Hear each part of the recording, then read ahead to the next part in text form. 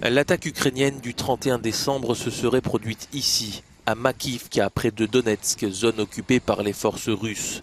Kiev affirme que 400 soldats ont été tués dans ces frappes. Moscou, qui ne donne que très peu d'informations depuis le début de la guerre, a reconnu des pertes, mais moins nombreuses que ce qu'affirme l'Ukraine. 63 militaires russes ont été tués après une frappe de 4 missiles à tête explosive sur un point de déploiement temporaire, a déclaré le porte-parole du ministère russe de la Défense.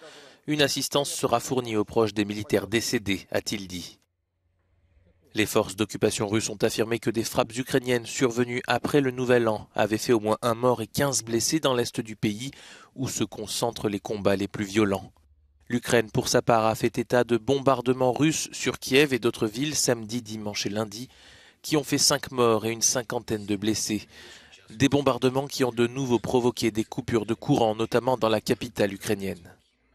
Le pari est de provoquer l'épuisement du peuple ukrainien, a déclaré Volodymyr Zelensky, l'épuisement de notre défense aérienne et de notre secteur énergétique.